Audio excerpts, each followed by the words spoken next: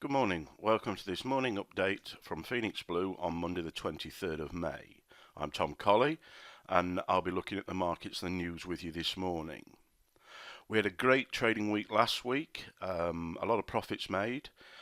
That was on the basis of two significant events. The first being the minutes of the FOMC meeting, which came out and were read as being more hawkish by the market than expected. That led to some dollar strength, which we were able to take advantage of. The second thing was a Brexit opinion poll, which came in with a 55% result to stay in the European Union. That's significantly more than any other poll. And we were already biased long the British pound based on seasonality, and that gave that an added boost, which gave us two good currency strengths to make profits from last week. We'll be looking to this week to look for those same strengths to play out further.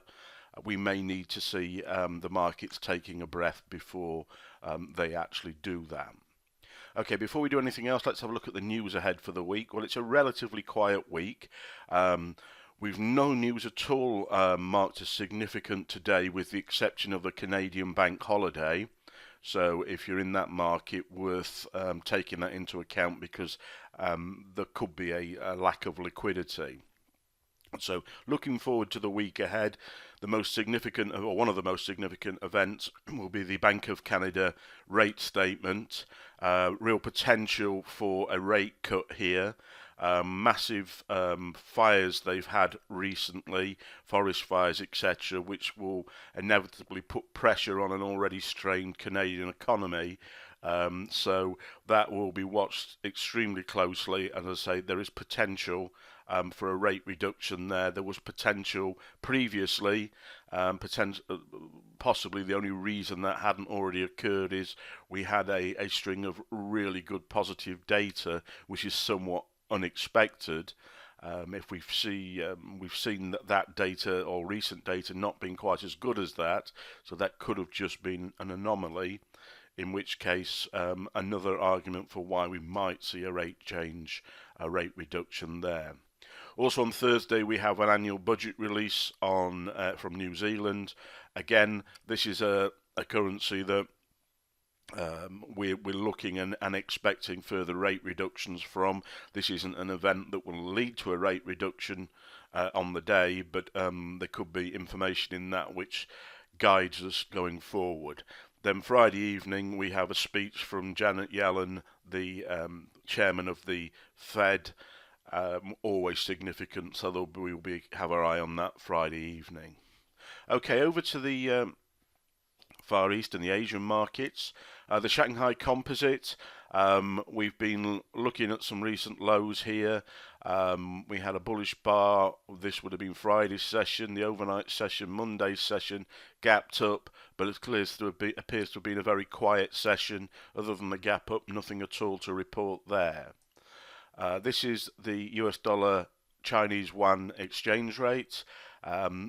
Reason we're looking at this again is at the weekend we had the G7 government meetings. One of the big topics of conversation has been coordinated monetary policy. The net result of what's come out of that meeting, as far as I've been able to ascertain to date, is that there's actually been more of an agreement that each individual central bank will go its own way. They are of the opinion that whilst we're not in crisis, each economy needs to deal with its own specific issues.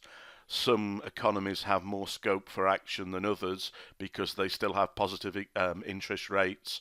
I'm talking Australia and New Zealand in that instance. Others, such as the US, are hawkish, looking for rate rises, whereas others are potentially looking for rate reductions. So we potentially have a return to what's sometimes called the currency wars, or the race to the bottom in terms of interest rates, etc. So on the last G7 meeting, or one of the G7 meetings earlier in the year, the Chinese agreed not to devalue, and devaluing the yuan is a long move. Agreed not to devalue the yuan significantly. However, I believe that level was the sort of level that was indicated that they wouldn't devalue below. Clearly, price has broken above that, is now pulling back, so potentially that agreement will no longer be in place.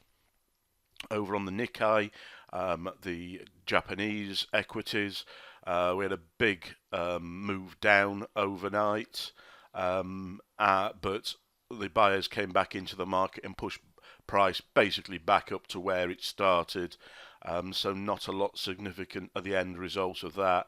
We can see that price has been very much ranging in this area over the last week to 10 days. Okay, on the US dollar, last week we had the minutes from the Fed meeting. They were more hawkish than were anticipated, so we saw a nice bullish move through here in dollar strength. We're now above $95 level on the dollar index here. Clearly we're looking at potentially retesting that level in conjunction with this trend line or falling channel. We'll be looking for further upside in this market this week, and we'll be looking to trade dollar strength against weaker currencies being the euro, the Swissy, the Aussie and the Kiwi. Here is the Aussie. We were already short this market. We had an order in at this level last week. We've taken profit stops at break even. We're now looking for a break below this level here and a pullback into resistance here to take further add-in trade shorter, and we will be looking now, once that's broken, if we get an add in there, we'll be looking for targets down at this 6,500 level down here, which is the the January lows in this market. Corresponding with that, I spoke about looking at pound strength. This is the GBP Aussie pair. Again, you can see we have an order in place here. We've had a break of this trend line. We've had a retest of this trend line. We're now seeing a pullback from what was that significant move. There's a level there that we're looking to trade, and we're looking to target this sort of level at about 204.50 as a T2 or longer term target. Again, just to confirm, we're in this, our focus is GBP strength. In this instance, we're looking at Aussie weakness. We are, however, very focused on the fact that we've got the Brexit vote on the 23rd of June. Last week, we benefited from data that came in the form of an Ipsos Murray opinion poll, and that gave us additional strength in this market. We will be looking to be long British pound over the next week, maybe 10 days, after which we will be out of the market, because although we've had opinion poll which seemed quite significant, that's not a result. There's still a lot of potential for a huge amount of volatility and no agreement on what the result in terms of where currency strength would go, irrespective of the outcome of the vote. So we will be staying away from this market until after the Brexit vote and after prices settled following that. Over on the S&P 500, well, we're buyers short this market anyway. We've had a number of trades. We've traded this, though. We've traded this. We even traded this back up on Wednesday when we were in the protege boot camp. So we've had a lot of nice profits out of this. We've another order in place at this level here, which is about 2065. It's a really significant level through here. We've got this falling channel here. Our T2 target will be down at 2040 again, because this is also an extremely significant level. We may hold a very small amount of our trade through that level to see if we get that break below, because when it comes it will be very, very significant, and will be significant to the next two charts that I'm going to show you, which is gold and silver. As you can see, last week both these markets broke out of a triangle formation. We've already seen a pullback on gold on the daily time frame there. We're actually short in the silver market because we believe this has further to fall, or will fall faster relative to gold, because of seasonal patterns and also the relationship in price between gold and silver on a ratio basis. So we're short both these markets. However, we will be watching that S&P 2040 level.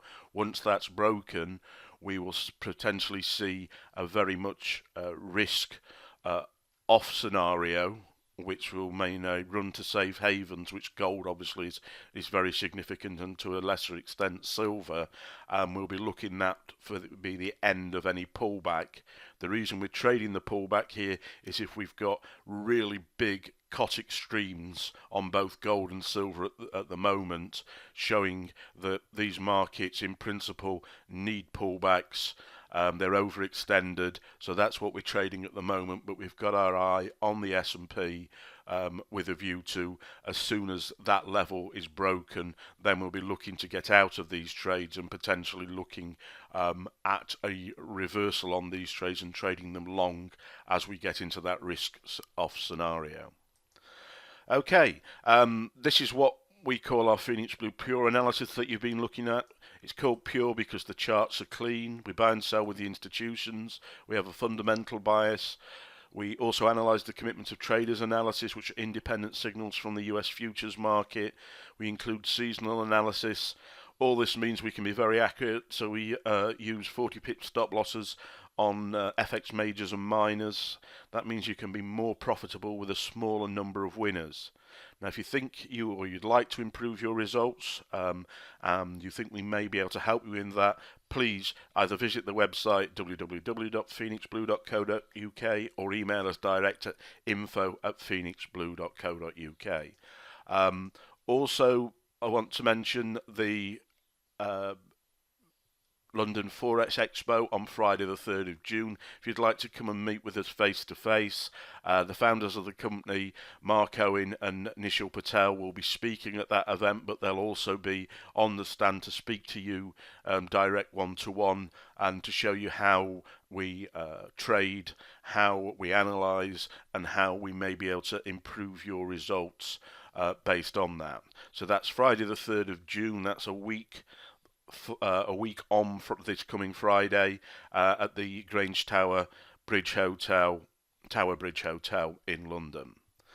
Okay, guys, that's it for today. Thanks for listening, and we'll speak to you again in the morning.